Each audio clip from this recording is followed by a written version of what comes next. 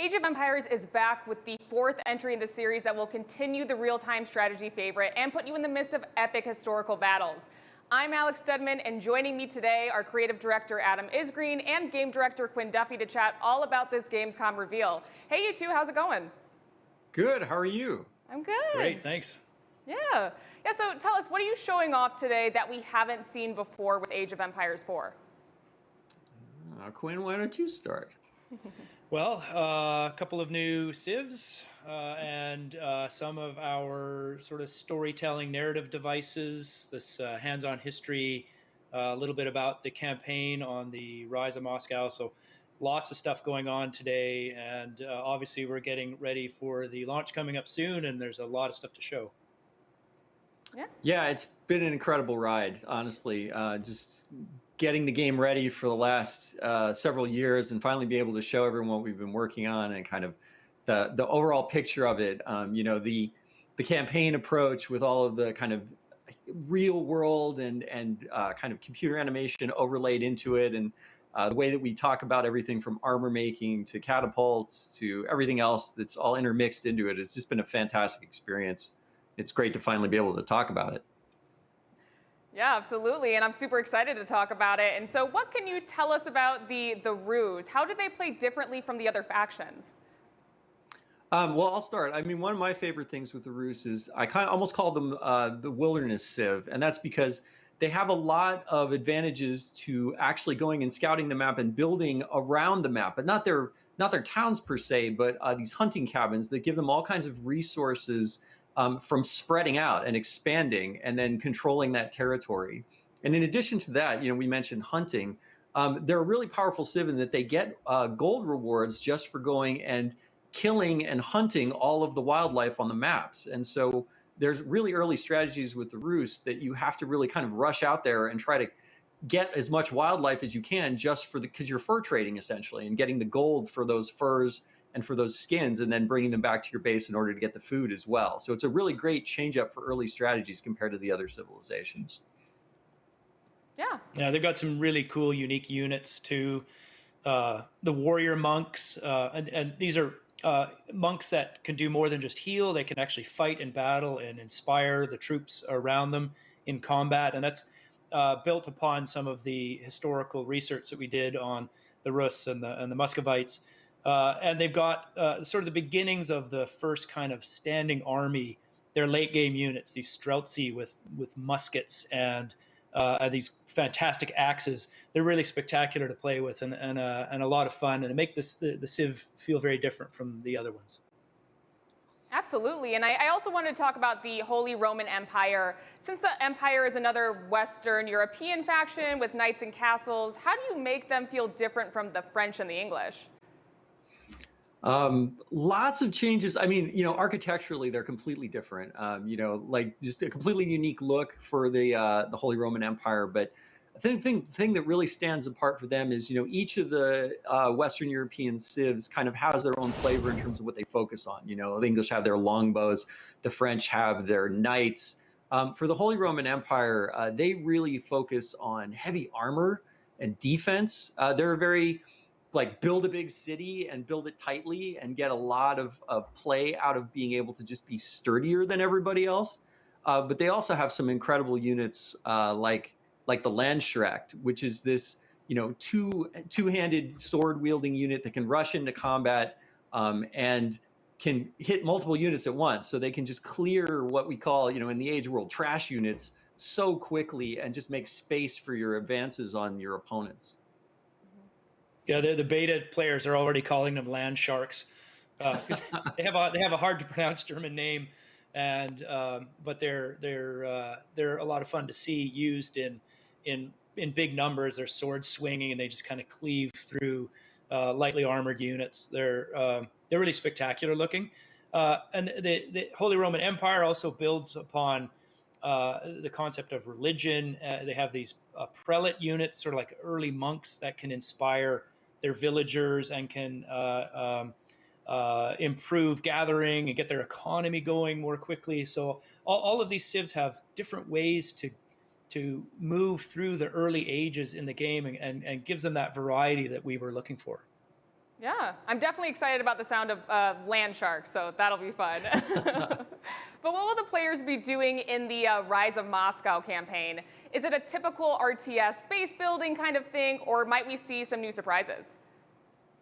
Well, I think one of the fun things about the Rise of Moscow campaign is that Moscow got beaten up a lot throughout history, and they kept rebuilding the city. And I think one of the fun things in the campaign is that you keep coming back to the city throughout the campaign as you're playing it, but yet every time you have to do something different because yet something again is threatening the city. And how you build it and how you build it up over time is really kind of neat in how it plays out across the campaigns.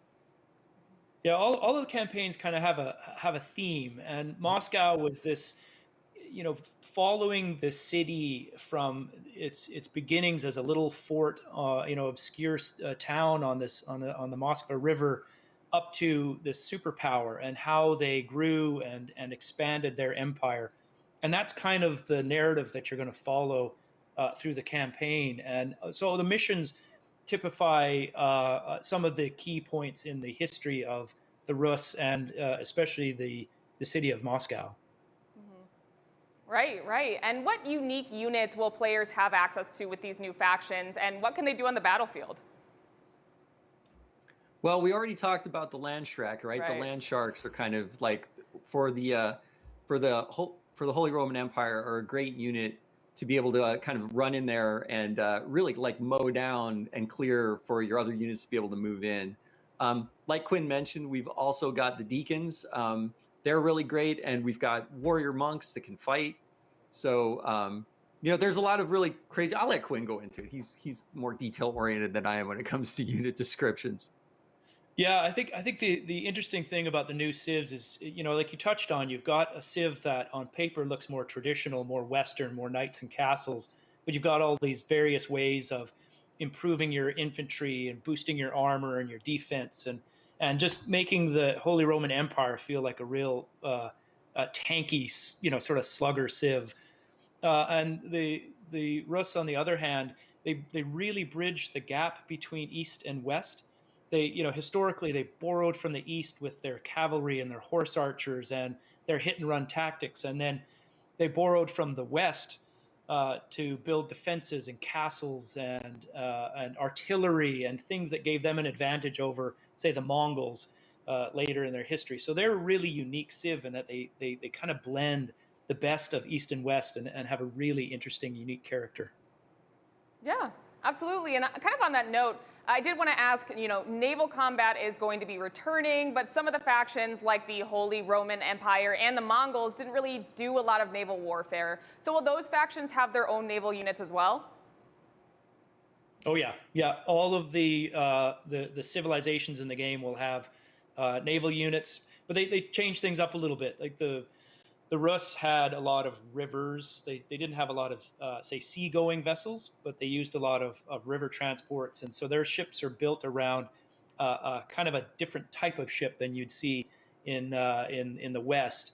And it's something that they can adapt to the situation and change the role of the ship. And so their navy is more inspired by the history and the geography of the Rus. Yeah, they have a very flexible navy that they can repurpose their ships to do different things as the need arises, whereas other civilizations kind of have to build specific ships for specific roles in combat. Right. Totally makes sense. And are you going to model some of the, kind of internal political divisions and the complex government structure in the Holy Roman Empire with any specific mechanics?